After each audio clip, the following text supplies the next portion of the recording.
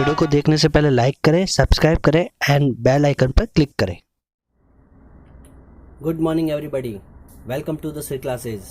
I am Bharat Prajapat, your old friends, and now we will discuss a new theory, new chapter. हम एक नया subject की तरफ बढ़ रहे हैं, वो है रीजनिंग यानी डायरेक्शन टेस्ट, दिशा ज्ञान परीक्षण।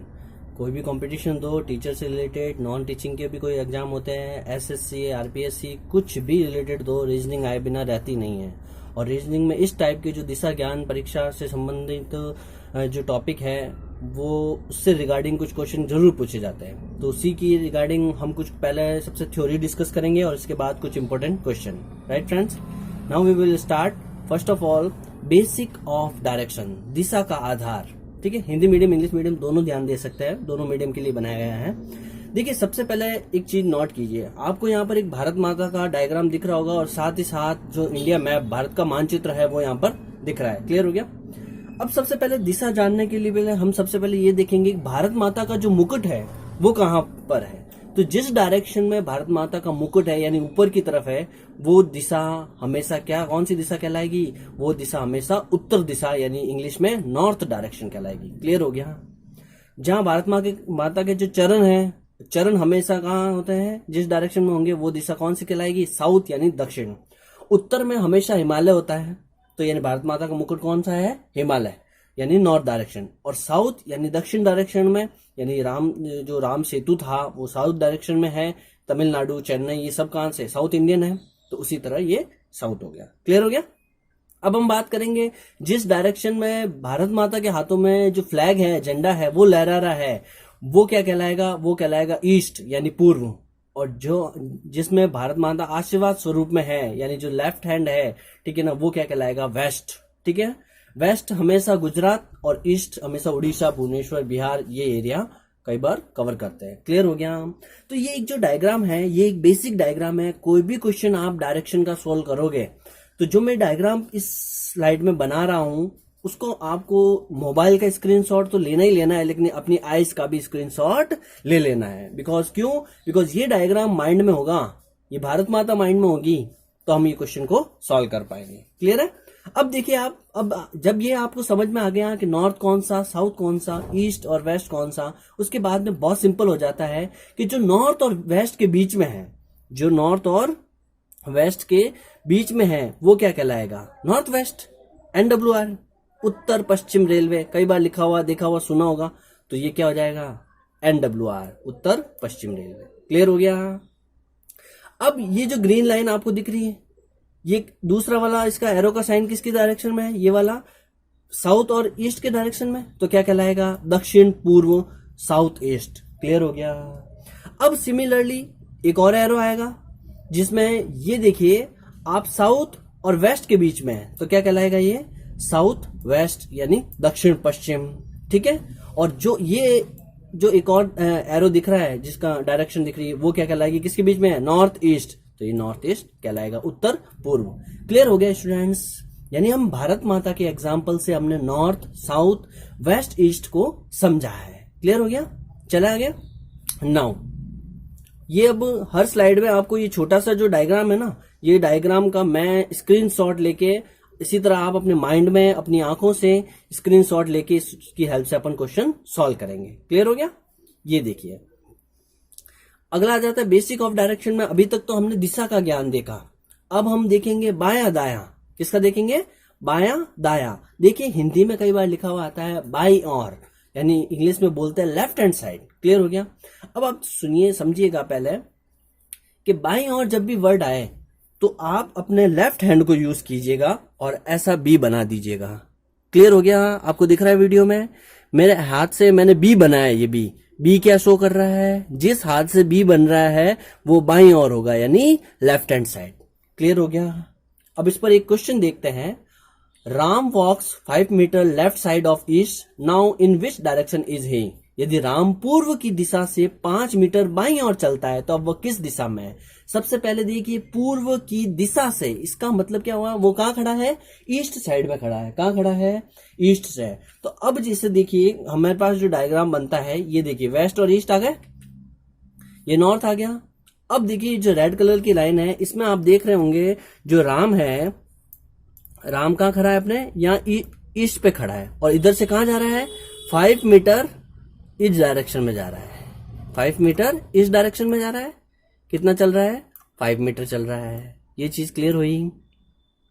अब बाईं ओर हमने क्या बनाएंगे, बी बनाएंगे। बी बनते ही हमारे सामने क्या आएगा, लेफ्ट हैंड साइड। क्लियर हो गया, ठीक है, लेफ्ट हैंड साइड हो गई। तो हमने लेफ्ट हैंड साइड में राम को बढ़ाया। अब क्वेश्चन क्या कह रहा है, अब किस दिशा में है राम, कौन सी दिशा में है, वेस्ट यानी पश्चिम दिशा में। क्लियर हो गया, यानी लेफ्ट हैंड साइड जब भी कहे, हिंदी में बाईं ओर जब भी कहे, तो अपने लेफ्ट हैंड साइड को यूज करके आप बी बनाना, जिससे बी बनेगा वो बायां।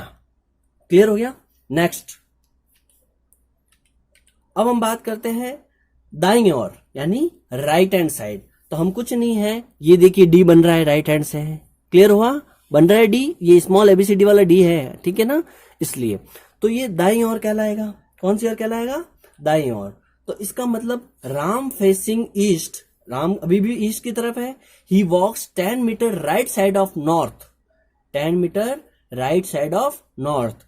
Now in which direction. अब देखिए क्वेश्चन मैंने चेंज किया है, मैं ईस्ट के रेस्पेक्ट में नहीं कह रहा हूं कि वो राइट हैंड साइड में, मैं नॉर्थ के रेस्पेक्ट में कह रहा हूं। यानी हिंदी में क्वेश्चन पढ़ेंगे, यदि राम पूर्व दिशा की ओर मुंह करके खड़ा है और वह उत्तर से 10 मीटर दाईं ओर चलता है, तो हम सबसे पहले डायग्राम ड्रॉ कर लेंगे अपना। तो अब वो किस दिशा में, ये देखिए नॉर्थ वेस्ट ईस्ट, जो कि मैंने, अगर जिसको डायग्राम याद नहीं है तो वो इस स्क्रीन के लेफ्ट कॉर्नर पर, ये यहाँ पर पूरा डायग्राम देख सकते हैं। ये पूरा डायग्राम मैंने बना रखा है यहाँ छोटा सा, ठीक है ना, इसको आप ऐसे कर सकते हैं। अब देखिए क्वेश्चन क्या कह रहा है, मुंह भले ईस्ट में है लेकिन वो नॉर्थ के किस डायरेक्शन में चल रहा है, राइट हैंड साइड में। अब देखिए आप जब नॉर्थ की तरफ आप खड़े हो जाओगे, यानी ईस्ट की तरफ मुंह करके, तो आपका लेफ्ट हैंड साइड तो होगा नॉर्थ की तरफ, और राइट हैंड साइड कहाँ होगा, साउथ की तरफ। क्लियर हो गया। तो आप किस डायरेक्शन में चलोगे, साउथ की डायरेक्शन में। क्लियर हो गया, यानी जो राम था वो मुंह तो इस डायरेक्शन में खड़ा था, लेकिन उसको किसके रेस्पेक्ट में चलना था, ये नॉर्थ साइड वाली।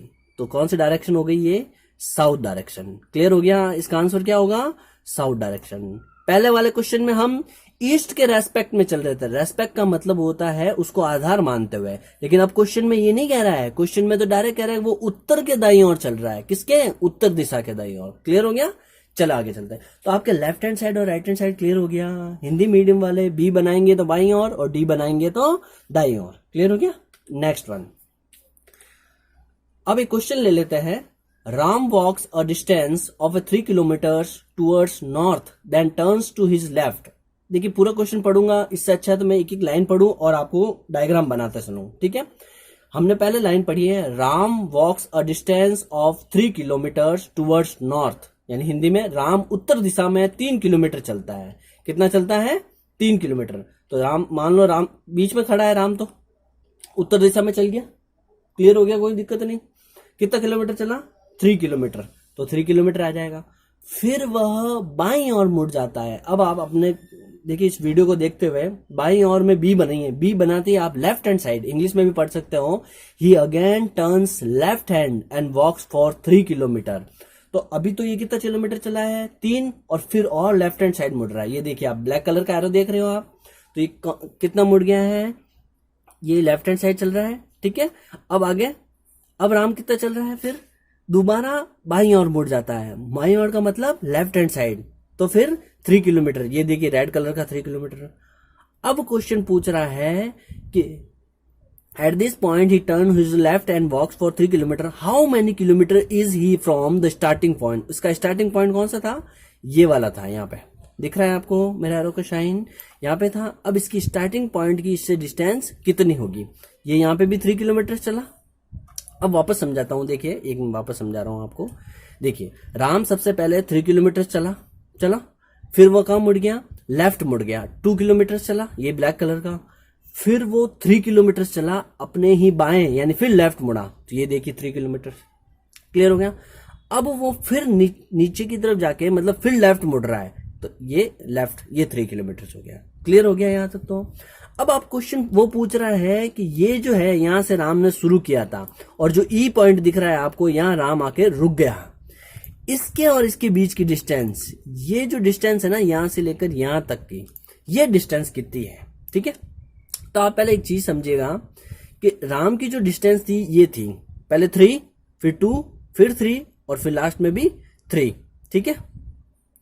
इसमें राम ने क्या किया है, अब समझिएगा, यहां से यहां तक की डिस्टेंस, ये वाली जो ब्लैक कलर की है एज इट इज यहां तक आएगी, यानी यहां से लेकर यहां तक की जो डिस्टेंस है ये कितने किलोमीटर है, 2 किलोमीटर है। क्लियर हो गया। और ये जो पूरी है ये वाली, ये पूरी यहां से यहां तक, ये कितनी किलोमीटर है, 3 किलोमीटर है। तो 3 में से 2 माइनस कर देंगे तो अपने पास जो ये डिस्टेंस थी वो आ जाएगी 1 किलोमीटर। क्लियर हो गया। यानी राम की उस स्टार्टिंग पॉइंट से ई तक के पॉइंट की डिस्टेंस कितनी हो जाएगी, 1 किलोमीटर हो जाएगी। क्लियर हो गया। ये 2 क्यों माना है हमने, क्योंकि एक ये क्या बन रहा है, आयत बन रहा है, एक रेक्टेंगल बन रहा है जिसके आमने सामने की भुजा क्या है, बराबर है। ठीक है। और देखिए आप क्वेश्चन, जितने क्वेश्चन हम डिस्कस करेंगे उतना ही आपका कॉन्फिडेंस भी बढ़ेगा और आपको समझ भी आएगा। अब देखिए वो क्वेश्चन तो था सिंपल ही, अब एक क्वेश्चन ऐसे यूज होंगे जिसमें ज्यामिति के कुछ पार्ट होंगे वो यूज करेंगे। आपने समकोण त्रिभुज यानी राइट एंगल ट्रायंगल का नाम तो सुना ही होगा। उस राइट एंगल ट्रायंगल के अंदर जो जिस पर बेस खड़ा है वो बेस यानी आधार होगा, फिर हाइपोटेनियस और फिर परपेंडिकुलर यानी लंब होगा। हिंदी मीडियम इंग्लिश मीडियम दोनों ही देख सकते हैं। अब मेरा क्वेश्चन ये होगा, देखो इस टाइप के क्वेश्चन को सॉल्व कैसे करना है, क्योंकि ऐसी ही कुछ आकृति कुछ फिगर हमारा जब हम सॉल्व करेंगे डायरेक्शन के क्वेश्चन को तो बनेगा, तब हमें हमेशा कर्ण निकालना हो सकता है, कई बार लंब यानी परपेंडिकुलर निकालना हो सकता है या आधार निकालना हो सकता है। तो जो फॉर्मूला होता है इसको पाइथागोरस थ्योरम कहते हैं, पाइथागोरस प्रमेय कहते हैं। कर्ण का होल स्क्वायर बराबर में आधार का होल स्क्वायर प्लस लंब का होल स्क्वायर, यानी इंग्लिश में हाइपोटेन्यूज का होल स्क्वायर बराबर में परपेंडिकुलर का होल स्क्वायर प्लस में बेस का होल स्क्वायर। क्लियर हो गया। अब देखिए कुछ क्वेश्चन को, अगर इन क्वेश्चन में प्रॉब्लम आ रही है कि ये कैसे वैल्यू निकालते हैं स्क्वायर, तो मैं जल्दी एक वीडियो लेके आऊंगा स्क्वायर एंड स्क्वायर रूट, उसमें आपके कॉन्सेप्ट क्लियर हो जाएंगे। फिर हम बात करते हैं, देखिए अब मैं मान लेता हूं कि जो परपेंडिकुलर है ये मैंने दे रखी है 12, तो इसका 12 का स्क्वायर हो जाएगा, और जो बेस है वो दे रखा है मैंने 5, तो 5 का स्क्वायर हो गया। तो आपने परपेंडिकुलर के पास देख रहे हैं 12 आ गया आपके, ये कितना दे रखा है, ये 12 का स्क्वायर, और बेस जो दे रखा है वो 5 का स्क्वायर। क्लियर हो गया। 12 का स्क्वायर कितना होता है 144, तो ये आपके आ गया 144। 5 का स्क्वायर कितना होता है 25, तो ये आ गया 25। क्लियर हुआ।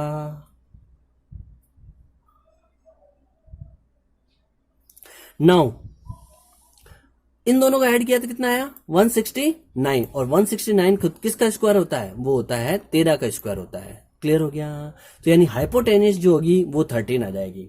अब देखिए आपको इसको क्वेश्चन के अंदर यूज कैसे करना है। ठीक है, तो आपको एक बेसिक फंडा है, ये मैंने बता दिया है, आप एक बार इस वीडियो को अगेन वापस देखना जिससे कि आपको समझ आ जाएगा। अब इन चीज को अप्लाई कैसे करेंगे वो चीज देखिएगा।